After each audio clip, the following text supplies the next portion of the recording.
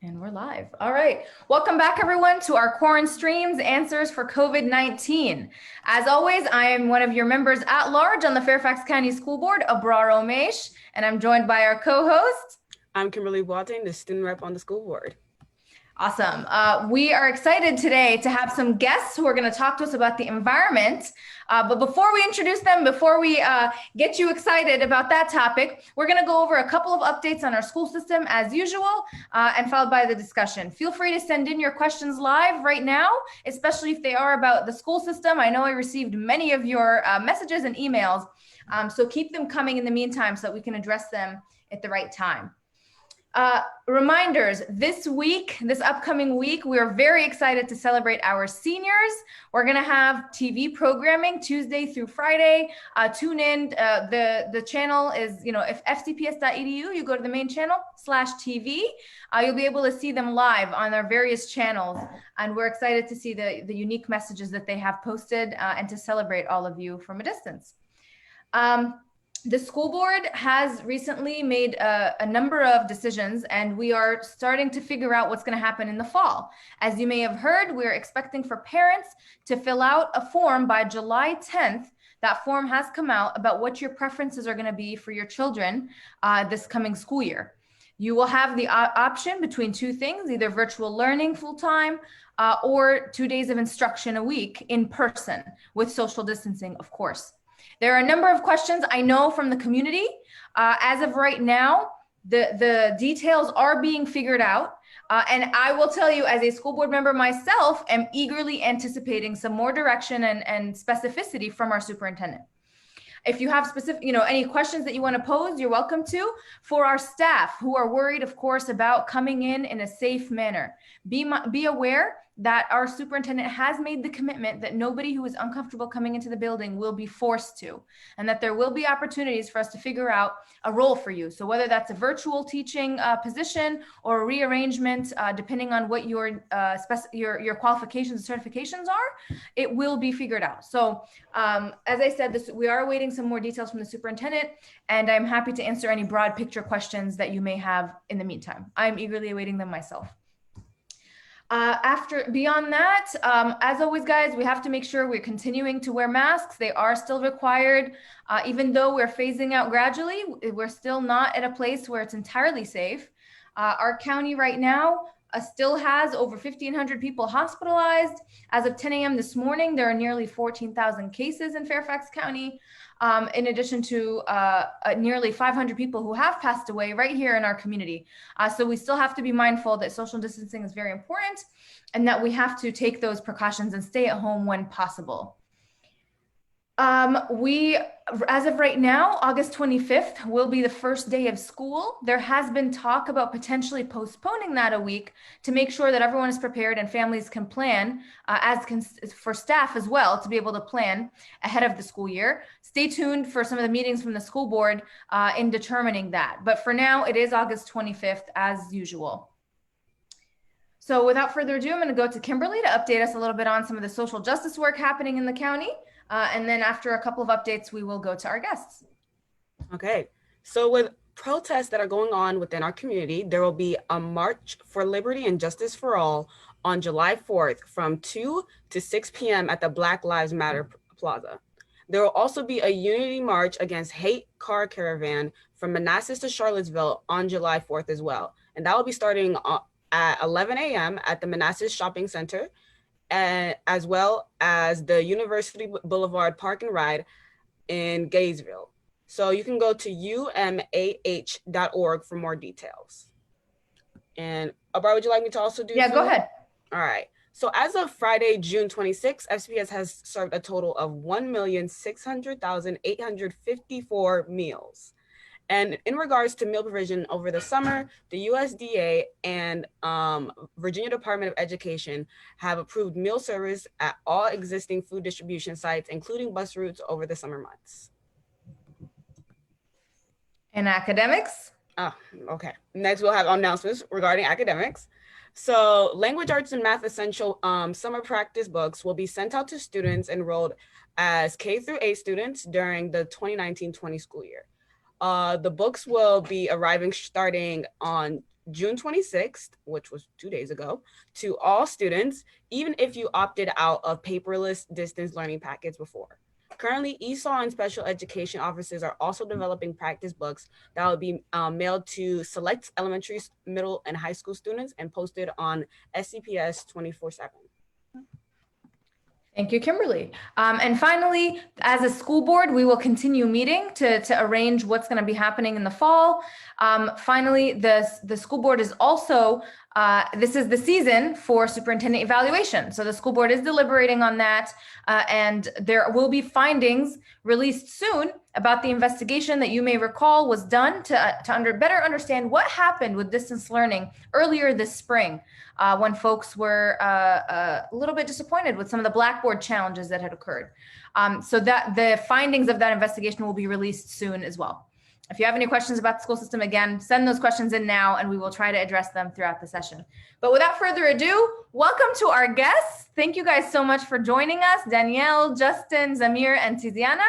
It's a pleasure to have our environmental experts and activists here to educate the public a little bit more on this topic and gain a better understanding of what our role is in making a difference, right? When I know from the school system side, this is such an important piece of educating our youth and really making sure that we're all taking it upon ourselves to ensure we're not a negative contribution, but rather a positive one to protect our climate. So Danielle, Wynne, please take it away. Let us know a little bit about yourself, your background, your work, and what you guys are up to. Sure. So thanks for inviting me here today. So again, my name is Danielle Wynne, and I am an ecologist with Fairfax County Stormwater Management.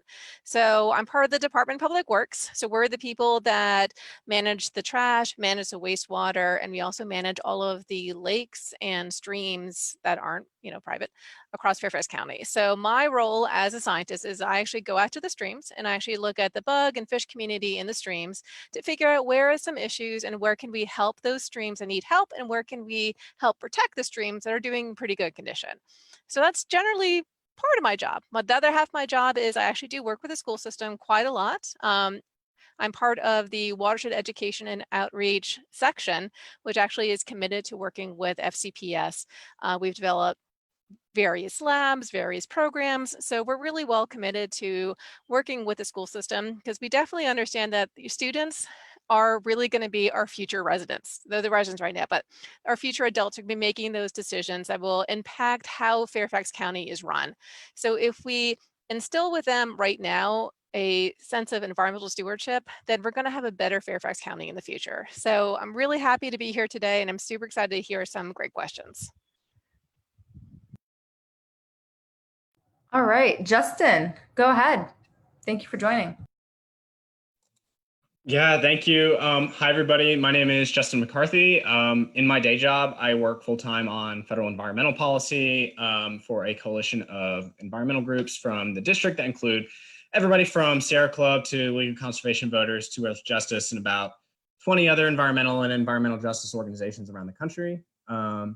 First, thank you to our gracious hosts for putting together the event. I think this is particularly timely given, how the coronavirus pandemic has really brought to bear some of the discriminatory environmental policies that we see around the country, which, if we're honest, is effectively environmental racism, and how those have profound and disproportionate impacts on the lives of, Black, brown, and low-income people around the country. By way of background, I live here in Washington, D.C., have done so for almost 5 years now since I moved here right out of college in 2015. Have lived for 5 years without congressional representation. That is my plug for DC statehood, given last week's historic vote in the House of Representatives. But throughout the past 5 years, I've also been really engaged at the local level in a number of volunteer capacities, first helping lead the DC Climate Coalition's 2-year campaign to pass the Clean Energy DC Act in December of 18. And that essentially transitioned or will transition the district to 100% renewable energy by 2032.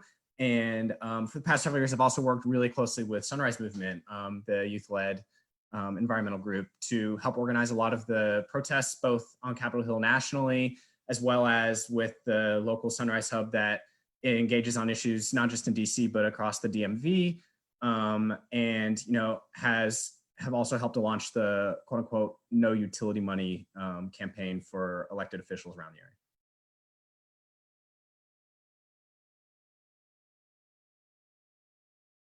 All right, Zamir. Hi, thank you. So my name is Zamir Ticknor, and I am a rising high school senior at George C. Marshall High School in Fairfax County. And I am the outreach director for the Virginia Youth Climate Cooperative, which is a youth-led organization that was originally called the Virginia Youth Climate Strike when we were a part of the US Youth Climate Strike.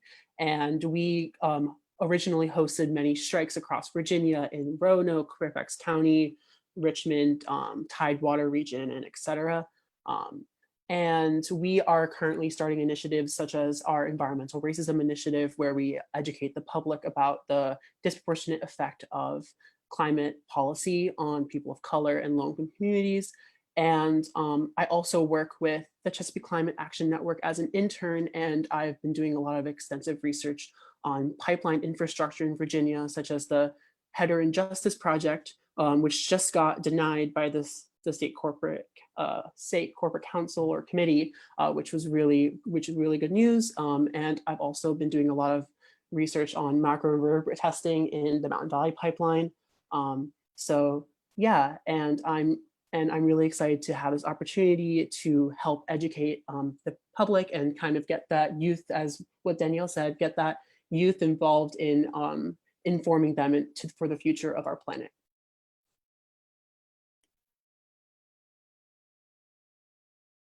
Tiziana, please go ahead. Thank you so much. Hard to follow this awesome guest. So, and thank you so much, Abrar, for inviting me. It's an honor. My name is Tiziana.bottino. I wear many hats. I'm a Soil and Water Conservation District Director in Prince William County, and I just was yesterday elected as Vice Chair of the Environmental Caucus for the Young Dems. But most importantly, and my work is as a community organizer with Mothers Out Front. We have teams in Fairfax and Prince William County that have been working on Fairfax County on electric school buses. So we want to electrify the county's buses, but also the state buses. And our amazing team introduced the bill HB 1140 in the last session to do just that, to create a program to electrify, to help school districts around the state electrify their buses. And it hopefully should be reintroduced next year. So we hope for your support.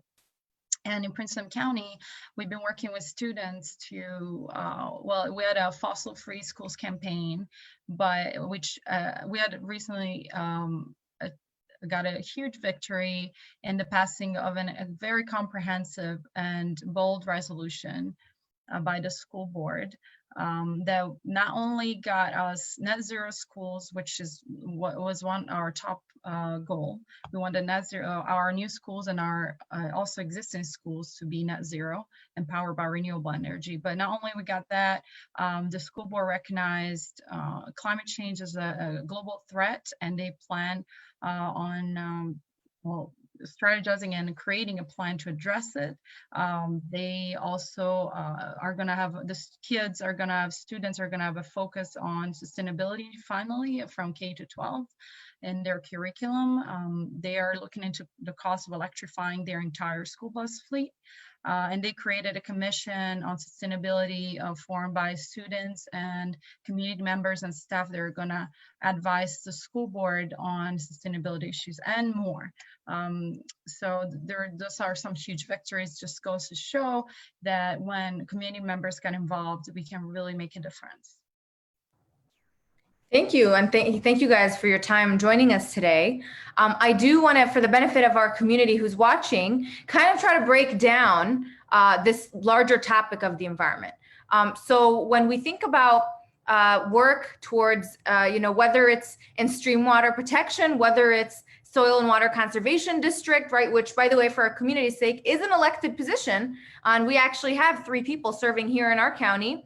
Tiziana representing a different county, but doing that same work nonetheless. So starting off with that, when we talk about the environment, is it a political issue? I mean, I think, it's one of those things that is imminent and impacting all of us. but sometimes get lost in the political debates. And we don't want to talk politics today. We want to talk about specifically the environment. So for whoever wants to jump in, maybe Danielle, if you can start, and then Tiziana, feel free to comment from your perspective on the Soil and Water Conservation Board. Would love to hear, how do you guys define the environment, and what about your work informs a trajectory to supporting it? That's a great question. So I think each person probably defines their environment individually. So for me, the environment is really just anything that I impact. So it is not only the streams that I monitor or the lakes that I monitor, it is all of the land in Fairfax County, because we are all in watersheds, and all that water will hit the land and eventually go to some stream, river, lake, and all eventually go to Chesapeake Bay. So in my mind, the environment is really just kind of anything that's out there. And my messages were always, how does each person really impact their environment? So we can do it by very small ways, littering, or not picking after your dog, maybe over fertilizing. So those are small individual things that each person can take ownership, either doing something that could be harmful to the environment, or turn around and actually start to benefit the environment by, picking up after your dog, maybe taking your car to a car wash, not fertilizing, using native vegetation and things like that. So that's kind of the goal that we have, is really small steps that anyone can do. And that's what I like to bring into the school system.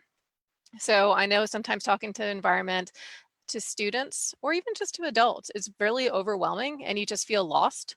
But learning what each person can do individually, and just making those really small changes, like, using a reusable bag, or just making sure that your trash goes in the trash can and it's not just living on the ground. Those are the small changes that we like to encourage, at least for my organization. Obviously we do really big projects. We're the ones that dredge the giant lakes in Fairfax. We're the ones that do the multi-million-dollar stream restoration projects. So we have kind of two giant hats. It's how do we talk to the community and make them all aware of these things that we all can do, but also try to show them some of the jobs that Fairfax County does as a whole. So how do we manage all of our stormwater as a whole? How do we manage all of our streams as a whole? So, so Fairfax County is really big and very broad. So we have a really challenging way to look in the environment, but collectively, each person is responsible for their own ways and their own behaviors. So as long as we can understand that our behaviors can do really good things in the environment, that's really what we're encouraging.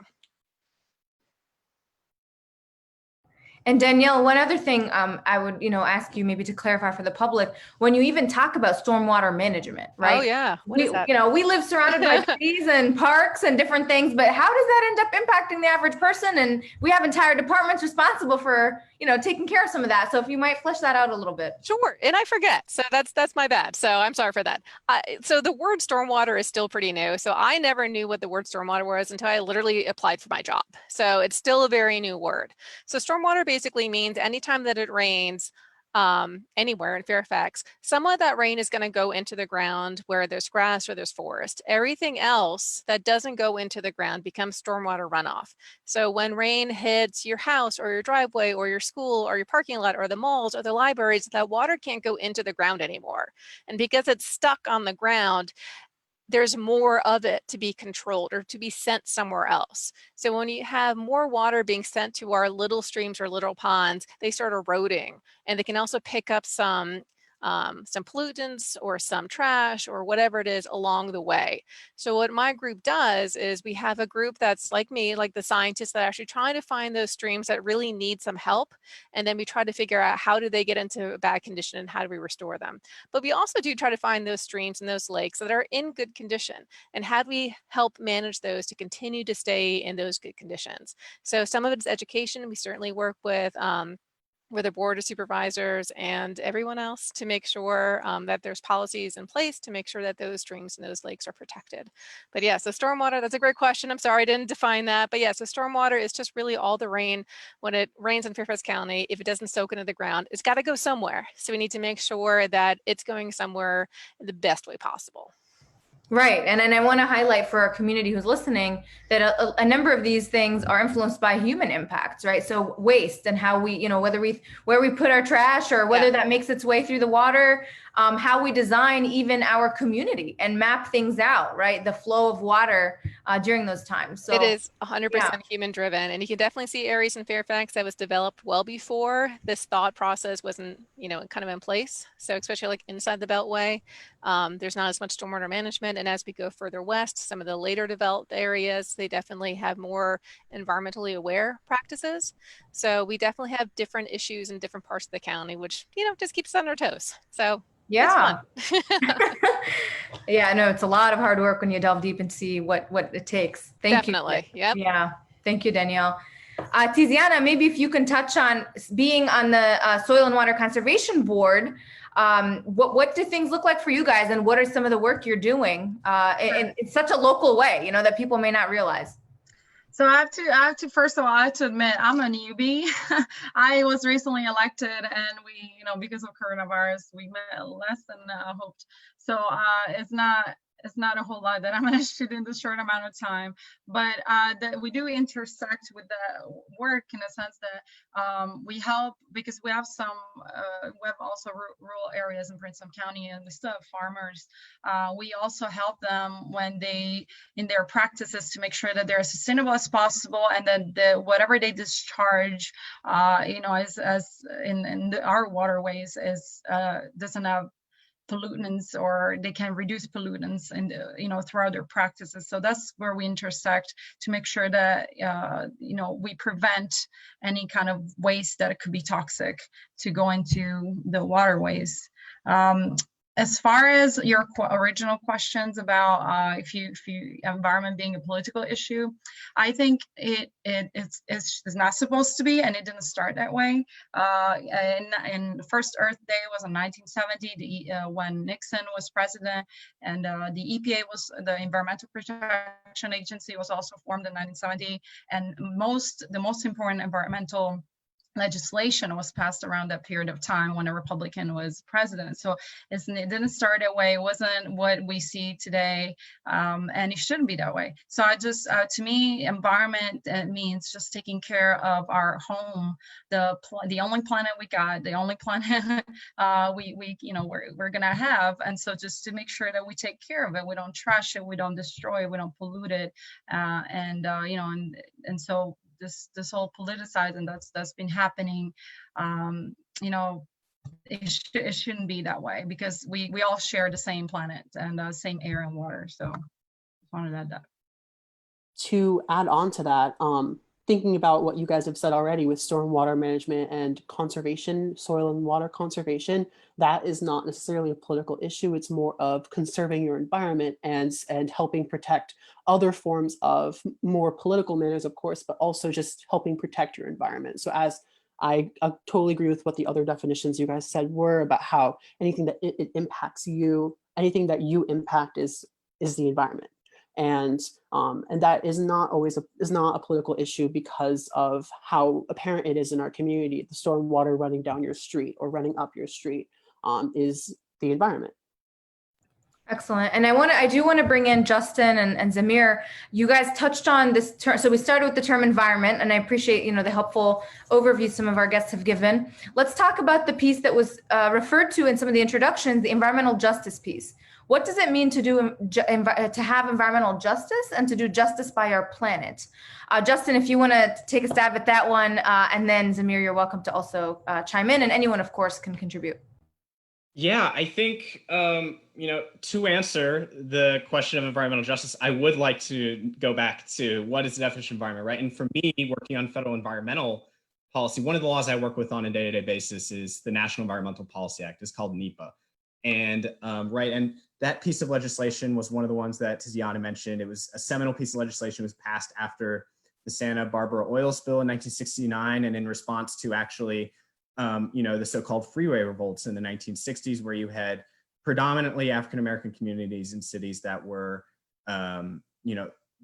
effectively bulldozed over to build these highways. And so the law, defines the human environment, and it is sort of in the federal realm. I think this is would be sort of like a standard, right? As interpreted as to include the natural and physical environment and the relationship of people with that environment. And then, as a second level, right, when you go back and, you have to do this environmental analysis, NEPA essentially requires you to go back and say, okay, well, I want to build this highway. I have to, but before I do that, if under federal law, I have to examine the effects that this will have on the human environment. And those effects are in turn defined as the environmental, social, and socioeconomic effects, right? Too. And so I think one of the really useful things about this law is it doesn't explicitly, right? The environment absolutely is not a political thing, right? But this law in turn does, and it was passed by during a Republican administration, acknowledges implicitly, at least, that these decisions often do have political ramifications in and of themselves, right? And so I think that's a really important distinction to make. As for, right, when we talk about, this term environmental justice, right? I think the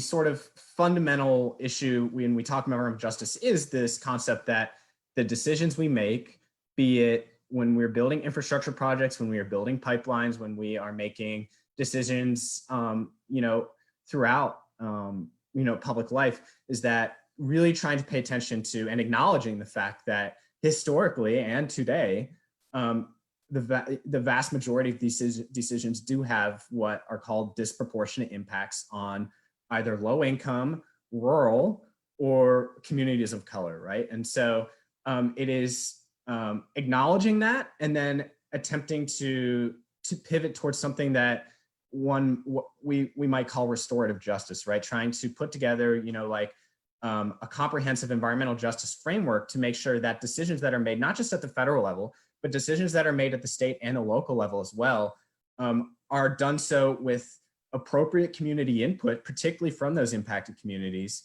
and is done paying attention to those disproportionate impacts.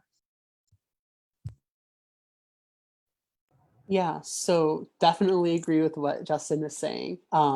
And to me, environmental justice is kind of emphasizing that intersectionality between, racial justice, socioeconomic justice, and making sure that when you are talking about the environment, you have to bring that other perspective of, okay, is this going to affect low-income communities? How is it going to affect low-income communities? How is it going to affect people of color, rural people, etc.? So instead of looking at, let's say, the Mountain Valley Pipeline in just an environmental perspective, where for my example, I tested macroinvertebrates in a stream that was crossed by the Mountain Valley Pipeline. And looking at that environmental impact, you're also looking at the environmental impact of how, it might be crossing a community that is majority people of color or a majority low-income community that might not have a lot of political power to change their to change that outcome of the pipeline. So kind of looking at it in a more humanitarian perspective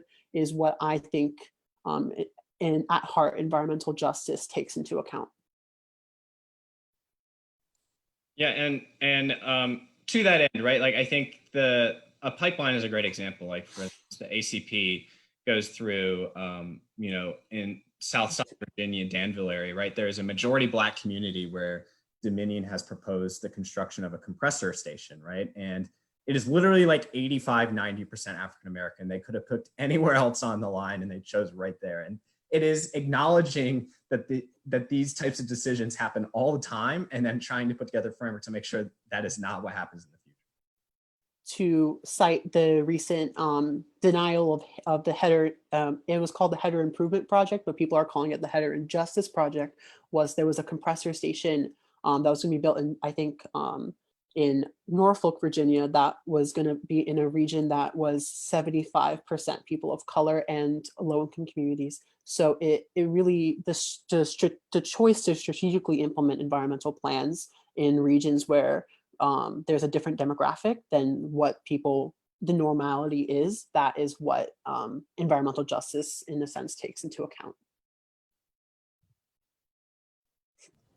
Okay, thank you all for answering that and defining what environmental justice means to you guys and just getting into it. So I actually had a question, and considering that our live stream is called QuaranSTREAMs, the answer for COVID-19. I wanted to kind of ask the intersection between and how your work has changed with environmental justice, with COVID-19, and also kind of merging in what Justin was talking about before, because we've seen like in our communities, brown and Black communities have taken kind of a hit more with COVID-19, and how does that kind of tie in with environmental justice?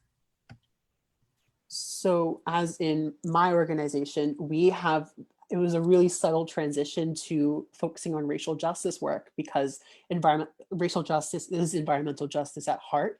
So it was really simple for us to change it wasn't really even a change of our perspective. It was more just like, here, kind of we're doing the exact same thing as we were doing in the past, but we're more emphasizing how, that we need to emphasize that disproportionate impact. And if you look at, COVID-19 for an example, you can see that the healthcare system is another example where, a lot of the COVID-19 patients are disproportionately with people of color, and there's just a lot of inequalities being exposed in this coronavirus pandemic. Yeah, and I'm sorry. No, you go for it. No, after you. So kind. So we actually recently, Mothers Upfront recently hosted a webinar on the intersectionality of COVID-19 and also what's happening in those communities. And basically the baseline is off. So communities of color, Black and brown communities, low-income communities, they just start, very unfairly.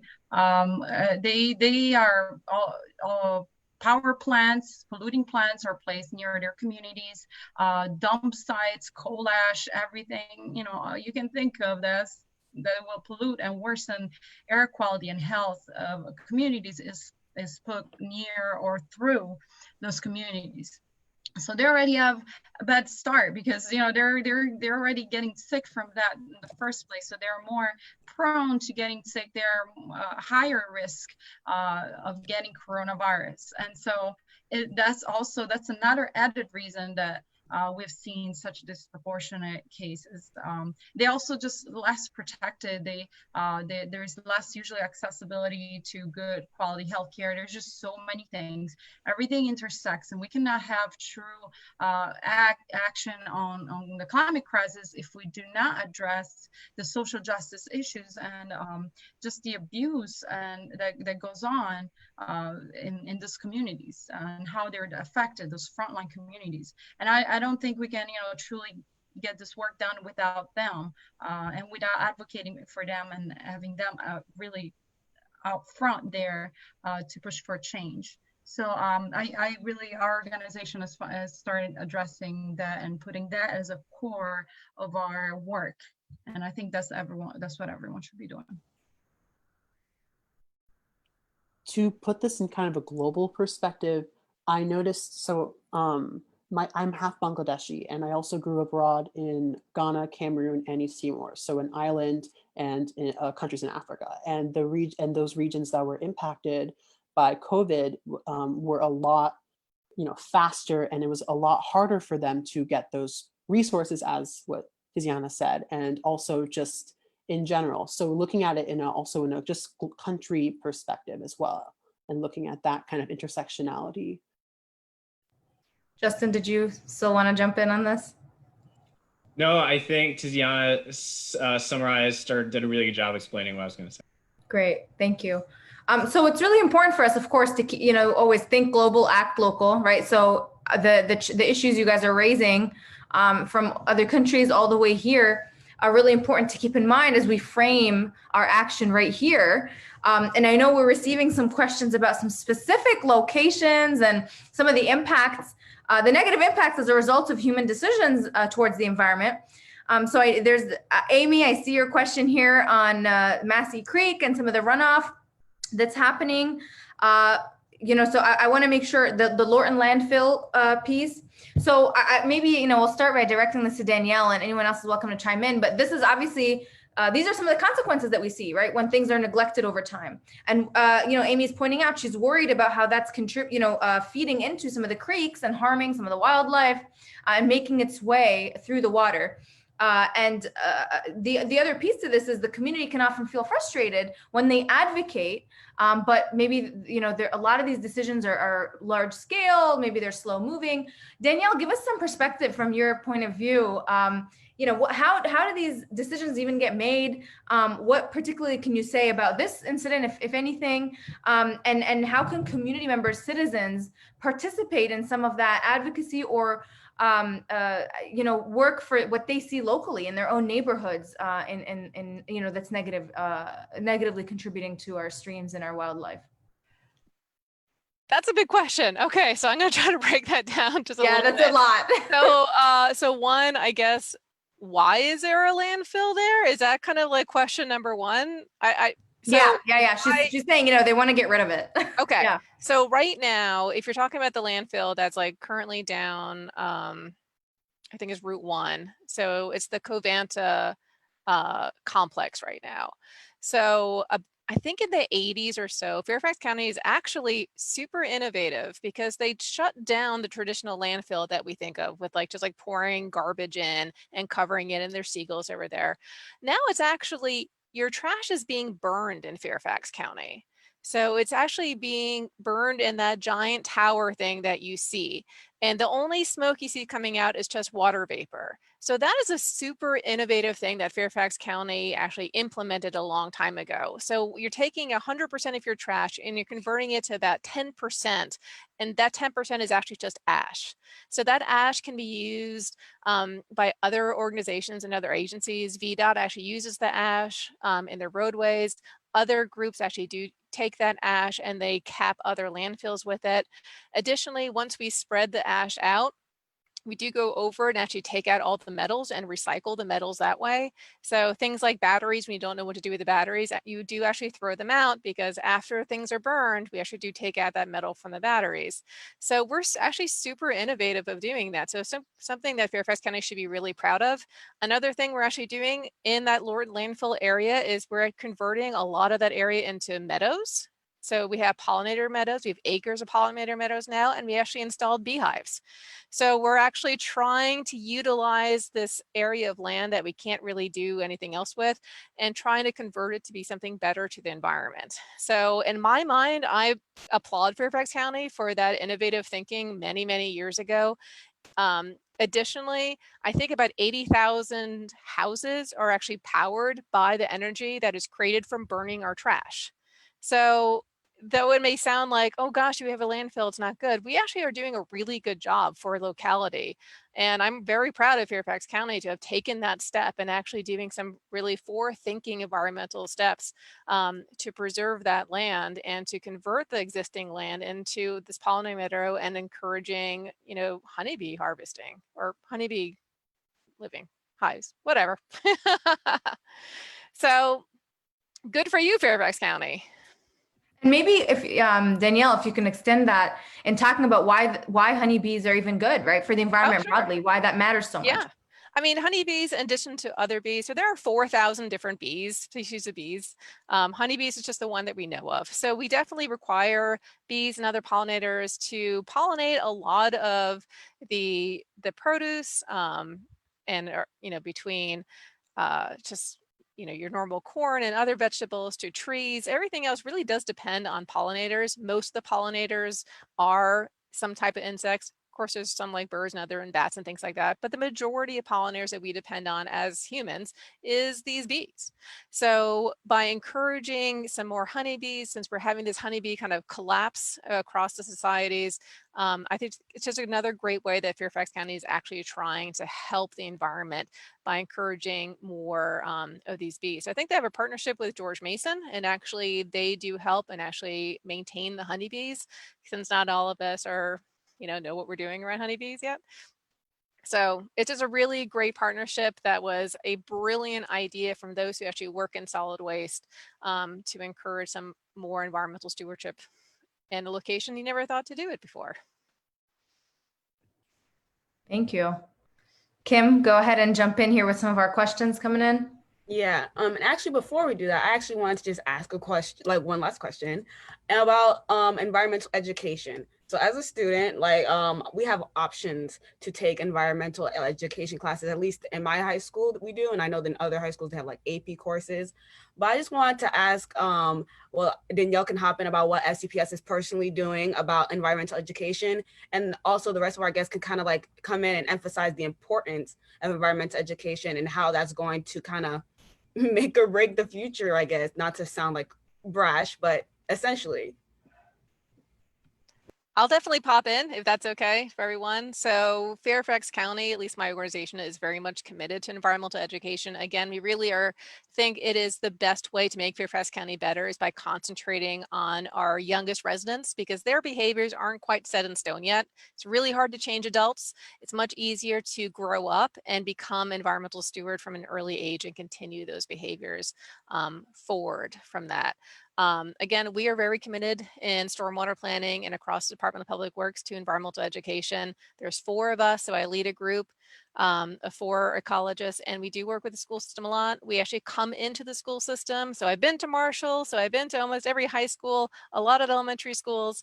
We create tools to provide real world science application of real world data, and we give those to teachers and we give them to your curriculum writers.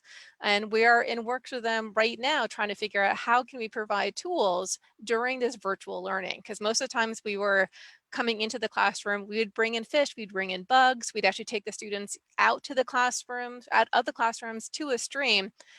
We also have a program where we install native plants on your schoolyards called Revitalize, Restore, and Replant. And we have installed more than 10,000 plants across Fairfax County. Of course, those things are kind of on hold right now, but we are working with the school system, teachers, curriculum writers, students right now to figure out what are some tools that we can provide as scientists to give to teachers and students to hope to encourage science still being taught and learned during this kind of virtual classroom time. Can I add So- something, if it's okay? As far as education, and I mentioned before, we helped pass a resolution in Prince William County for net zero schools. And this is something I'll definitely encourage the members of the public to advocate. If you don't have that yet in your community, in your county, talk to your school board members to ensure that all of the school buildings, future and existing, where possible, become net zero. So what that means is that the building itself is as energy efficient as possible, and whatever little energy is left to use that it needs, it's powered by renewable energy on site, so like geothermal wells and solar panels. I'm advocating for this because our children spend most of their childhood in those buildings, and the benefits of having a net zero school are huge because it's not only, of course, it helps the environment, reduce carbon emissions, and it reduces cost for the school system that can be reinvested in the students and in the teachers.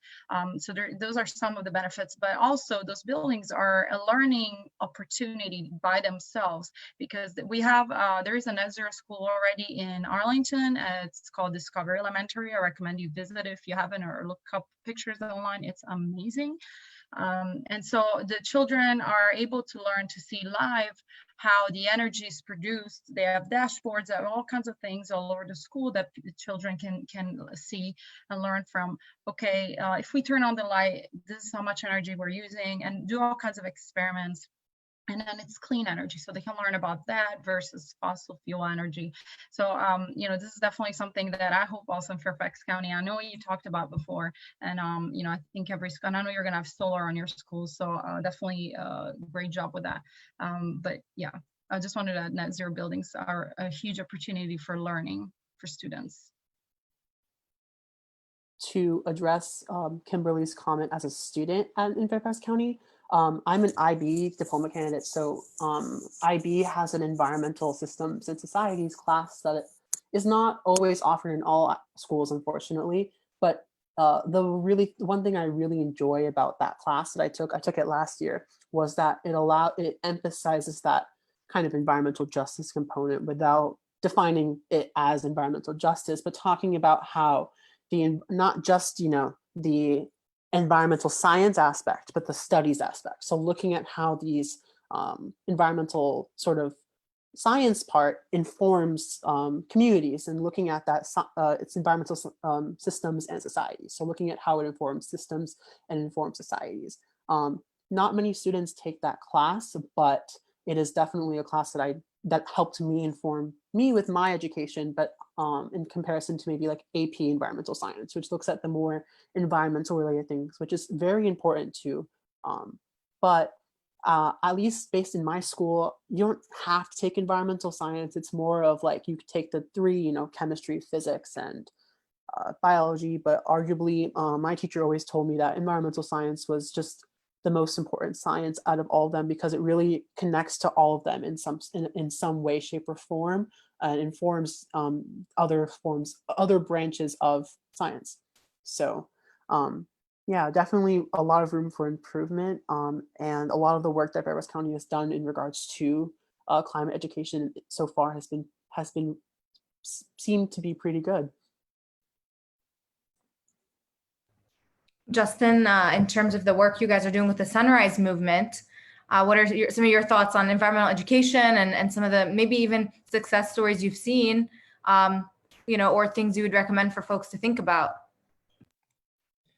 Yeah, absolutely. So actually, last year was the first year that Sunrise Movement, in a joint effort with several other organizations, started participating in the Shared Roots program here in DC. And so that essentially connects organizations that are really interested in, working on community gardening with, underused plots of land throughout the city that, we can use. And so, for instance, we cultivated, I believe, 4 different plots in wards 6 and 7 in the district, and all the food was donated in its entirety to the DCPS school system. And part of the reason why I think this is important, right, is because in a lot of communities, right, there's a common term they're called food deserts, right? And so this is a situation where you have, for instance, wards 7 and 8, which are predominantly African American in Washington D.C., are home to about 140,000 people. There is one grocery store. There is, I believe, one restaurant, and the grocery store is, frequented by council members who are pretty much doing inspections because, like, a lot of the meat is tainted. This supermarket sends, they're not sending their best food to that location, and so access to healthy food is a real problem for particularly for youths here in the district. And what ends up happening is oftentimes like, oh, I'll just go to the gas station and get some chips for dinner, right? And it's problematic for a number of reasons. But and so the Shared Roots program is something that we've participated in. Another thing that I have not participated in, but I I've heard really great things about is 2 groups called DC Greens and another one, and essentially they help teach kids, high school kids, middle school kids in the middle of the summer that can go out and they can actually learn how to, farm plots of land and can, get vegetables, herb gardens, et cetera, et cetera. And so it's a great opportunity to learn some skills, a great opportunity to learn more about nature and be closer to nature. And as I said, at the same time, a great opportunity to make sure that, children in our city are eating nutritious diets. Yeah, no, thank you so much. And it's important, for us to think about how this is being incorporated, no doubt, even locally. Appreciate, Danielle's comments earlier about what some of FCPS is doing. And to your point, Justin, we even face this in our county, right? So for our viewers who may think this is far from home, there was actually during once we closed and had, social virtual learning, we had these grab and go meals that were being distributed. And there were locations actually with Kimberly's help and other community members who flagged for us, right? That folks would have to walk a mile away to be able to get to a food location because they didn't have a close by public transportation option. And maybe we're in a community that didn't really have cars. So, certainly something to make sure we look at even right here at home in ensuring access for everyone, and not only to just food, but to healthy food and to, viable options that are affordable. So Yeah, and it's always important to keep in mind as well the anthropological aspects of environmental justice, the sociological pieces, right? It's not just about greenery. Sometimes we limit it and think it's about plants, right? But it's so much broader in how we think about our community. So I appreciate that comment. Bringing it again to some of the local issues that are happening here. One of the questions someone posed was about littering, actually. This is something that is in more recent weeks and months, she's pointing out that people are seeing gloves and masks and things like that being thrown in the park. I'd love for you guys to maybe comment, anyone can chime in, on why those things matter, right? So sometimes we take steps that are harmful towards the environment. We may know that they're harmful. But we may not fully recognize the consequences or even things that we wash down the drain, right? So having certain soaps or products that are used. Even I remember, one of the things that came out was some of the cleansers that have beads, right? And how they can harm wildlife. So anyone can chime in here, but trying to bridge that gap between these big picture environmental ideas and how they can really have tangible consequences right here in our own neighborhoods when we're not paying attention. Sure, I'll take a stab, and somebody's mowing the lawn, so if it gets loud, let me know and I will go back inside. You're fine. One of the things I always like to work with schools is just kind of first remind them how many people are in Fairfax County. So if you're not aware, there are 1.1 million people in our county in 400 square miles. So we actually have more people in our little county than 6 states have across the entire state. So that is huge. So what I like to talk about is, okay, it may not seem like a big deal if I take my cup and I throw it on the ground, right? It's just me, it's one cup, who cares? But if every person in Fairfax drops one thing a day, that's 1.1 million. And if every person drops one thing every day for just a week, that's 7.7 million pieces of litter that's now in our environment that shouldn't be in there. And we don't have, somebody going around and cleaning up our streams and cleaning up our parking lots and cleaning up our lakes. It's really up to everyone to be a responsible environmental steward for that. So I definitely get really frustrated when I see masks and gloves and everything like that left on our sidewalks or left in parking lots. Everything is going to go down storm drains. And in Fairfax County, if you're not aware, a storm drain is really just a hole on the side of the road that lets rain in, and it just goes directly from the road or the parking lot directly to our streams. That is different in DC. So I understand that there is some confusion, and DC does get treated. Here in Fairfax, it is just basically a hole inside the road that gets water off the road so it doesn't flood. So it's just a public safety aspect. It's actually not an environmental stewardship or protection in any way. It is literally just preventing flooding. So all those things that we see on the side of the road or in our parking lots, it gets into our streams. And when we are dependent on our streams for drinking water, which it is, we drink our streams in Fairfax County. So it just costs more money to actually clean that water. So it's actually safe for us to consume. The flip side is all of our fish and bugs and animals and plants, they don't have the luxury of having their water cleaned when they are living and drinking that water. So they are living in the masks, the gum wrappers, the gloves, the oil, the dog poop, everything else. So I think everyone just needs to really take a good hard look at how they are managing themselves on a day-to-day basis. Everyone can do very, very simple things, just put your gloves and your mask in the trash when you're done. And that would make a huge difference and really be impactful and very beneficial to our environment. So again, just small little things everyone can do to really actually help our environment. There are also a couple of great organizations that focus on that. At Mothers Up Front, we mainly focus on reducing emission for a livable climate.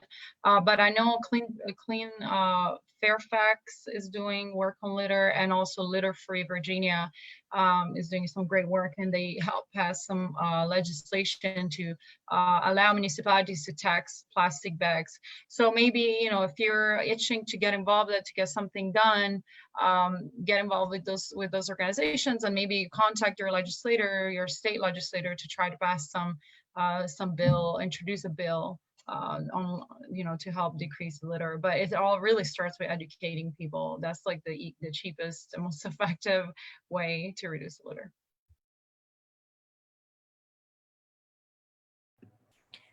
And to, I think, everybody else's point, I think, to put a finer point, I think there's sort of two things here that I found really helpful when I think about environmental policy, writ large, right? And it's two things, there's individual responsibility, and then there's the responsibility of our decision makers, right? And like we are talking very specifically when we talk about things like litter, there is a huge personal responsibility. And, trying to impress this upon our youth is very, very important. And then the other one is, to what extent can decision makers shape infrastructure, public infrastructure, to make it easier for people to make those right decisions, right? And so that's what, like the buzz term for that, I guess, would be like social infrastructure, right? It's like, like a really simple example would be, well, every time you put in a trash can, like let's put a recycling bin right next to it. So everybody, not only do they know it's the right thing to do, we can make it easier for them to do the right thing.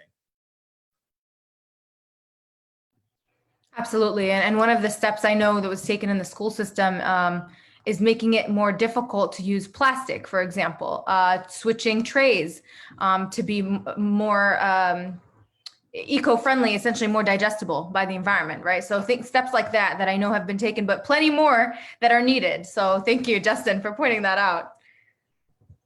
All right. I do want to be mindful of time and respectful of all your time to our guests. So I'll wrap us here with a final question. And I do see some questions coming in. I know, Deborah, you asked specifically about the leadership team. This is an FCPS question, so I'll address this real quick. You are absolutely right. A number of questions have not been answered just yet about the Return to Learn plan. The superintendent has promised us some more specificity. If you have, particular questions that you're concerned about, don't hesitate to send those along. I know my colleagues and I have been compiling a list. Believe me, I have pages long of questions that I'm, awaiting answers for. So we can certainly add those, and I can. I'm happy to include them as a part of my own advocacy to make sure there is clarity. I see, you mentioned specifically the point on teachers and staff. The idea is everyone's going to retain their job and everyone's going to end up with a placement that they want.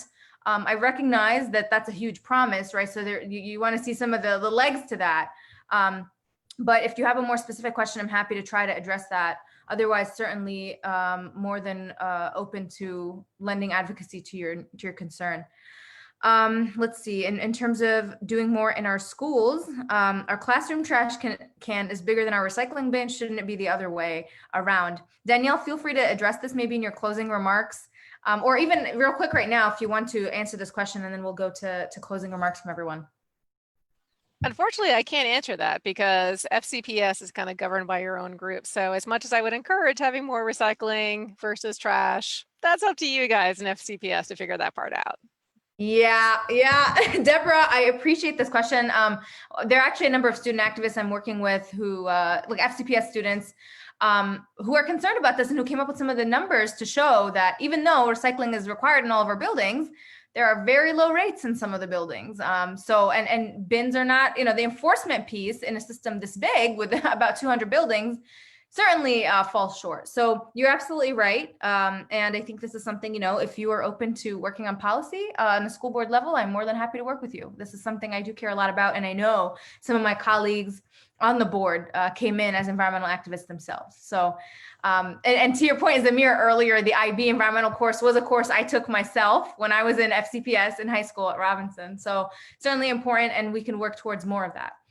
So going around here, I would love to hear folks' closing call to action. We talked a lot today about the theory, the issues, trying to bring it locally. What's our job right now? What would be your final words to our community here on this topic? I'll just jump in. Well, first of all, thank you so much. It's such a pleasure to be part of this and hear from some amazing speakers. My first advice to everyone will be, if you want to, the biggest thing you can do is to talk about the environment and sustainability, to begin talking about it, because if you don't talk about it, then nothing is ever going to change. If you attend, like this was specifically for the environment, but if you go to Mordecai Supervisor meetings, if you try to speak at school board meetings with your state legislators, just always ask the questions, mention it, like, what are you doing to curb the climate crisis? What are you doing to help our environment? That's like the biggest advice I can give you. And I'm also happy to leave, I'm gonna leave my my email in the chat of the live stream. I would love if you would connect with me if you have any questions about getting involved in our electric school bus campaign in Fairfax County, or net zero schools campaign, or anything else. Just please reach out, and thank you so much. For me, the Virginia Youth Climate Cooperative is always open to get more people involved. We are actually releasing a student ambassador program, which is hopefully getting a lot of students who are very involved in a lot of other things, but still care about the environment and want to still learn and be informed about the environment, but doesn't have enough time to commit it. So helping them with resources there. And I also want to remind you that no matter your age or your status or anything, you can enact change no matter what. Our organization, we're young people, and we work with state delegates, and we've passed policies like we helped with the Virginia Clean Economy Act. So even me as a high school student who might not have much power can still kind of help and inform other people who are in a figure of power on an issue like climate change, which is going to affect young people. So I definitely encourage young generations to kind of make sure that they stay educated on things that will affect them. It's already affecting you now, and it will definitely affect you in the future.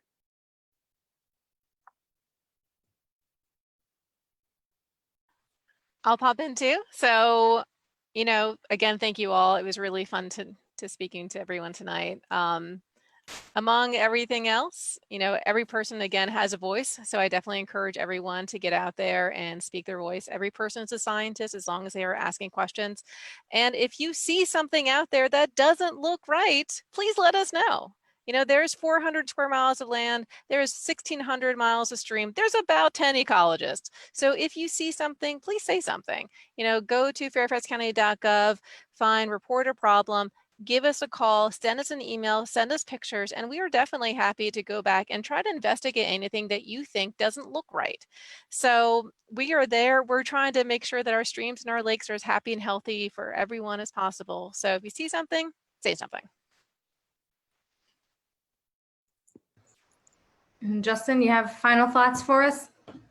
Yeah, I think three things, right? Like, to everybody else's points, and first of all, let me say thank you to all of our amazing panelists. I think this is a really important conversation, especially, that we need to be having when we talk about our youth, et cetera, et cetera. But, number one, be the change you want to see in the world. Like, if you see something, say something, and, don't be afraid to speak out. If you speak out, others will join you. Number two, demand more of your elected officials. Don't be scared to do a little accountability. Don't be scared to make a phone call, right? Like, these things matter. And too often, even at the local level, our officials are too insulated from voters and from, citizens in the communities. I think the third thing that I would just add is, when we talk about these things, it's so important that we, I always go back to everything when in my day job and my volunteer positions, like, one of my core things is like, try to make a human connection to like how these things are, right? Like, the polar bears it's tragic that they are dying. It is tragic that the polar ice caps are melting, but I grew up in Craig County, Virginia. It does not have a stoplight. The county seat is 250 people. And if I went back when I go back and I tell them, the polar bears are dying and this is really bad and you need to care, they're not kitchen table issues. It's not because they don't care, but it's just not a priority, right? And so the priority for working class people in this country is about like putting food on the table and paying rent, et cetera, and trying to, hopefully send their children to college. And so, I think part of the way we make this, the way we are, the vehicle to, a successfully sort of making environmental issues sort of rise to the top, right, is talking about it and connecting it right to real people, like how, and our discussion about environmental justice, about how minorities and low-income communities are disproportionately exposed to toxins and pollutions, both on the job and when they go home. Is talking about like how I-395 in Washington, D.C. goes through Ward 6 and 7, like it does not go through Ward 3 in Northwest D.C. It's explaining that, just like the right to healthy food and education, we should all have the right to heat our houses. And so, for me, my personal belief is that there's no reason private shareholders should be profiting off of, you know, your ability to heat your home. And it's like continuing to have those conversations and continuing to talk about these issues in a way that, you know, your average person is going to be like, oh, I get it. That's why I should care about this, right? And I think historically, the environmental movement has not done a very good job of that. And it's something that we are getting better at, but it's something we need to continually remind ourselves of. If everyone has already gone, I think I'm gonna jump in and give a small statement on my behalf too. I'm not gonna claim that I'm an environmental specialist at all. These amazing guests really did a great job of kind of framing everything. But also as a student who's kind of like terrified for my pending future and the pending future of whatever kids I choose to have, I really encourage everyone to kind of take everything seriously, even if you don't know all the facts, even if you're trying to do things, it's okay to be imperfect with what you're doing with the environment. As long as you're trying, that's really what is important here. Because I know for me, I try to recycle, I'm not the best at it, but I'm trying. And that's, for me as a person, that's all I can really urge people to do. And if you have devices, look into it, try to push your other friends to look into it, because it is the only planet we have. And it's important that we all try to do our part to take care of it. Thank you, Kim. And certainly, you know, you guys have touched on the tragedy of the commons here, right? This comment, another key word for you all as we exit, that this is something we all bear the consequences for, right? And we can't make these selective decisions to be a little selfish when it's harming us and everyone around us, and certainly future generations. So look that up if you aren't familiar. But thank you so much to our guests. Really appreciate you all. I hope, you know, for our viewers, that we can all take action, even in the smallest ways in our life, to make the difference that we're gonna, you know, begin seeing hopefully in the future. With that, next session, we will have a special session honoring Kimberly, bringing in Nathan, who will be our new co-host, a student rep, with a number of other surprises for you. As always, guys, 7 p.m. Thursdays and Sundays. That's QuaranSTREAMs, Answers for COVID-19. We'll see you next time.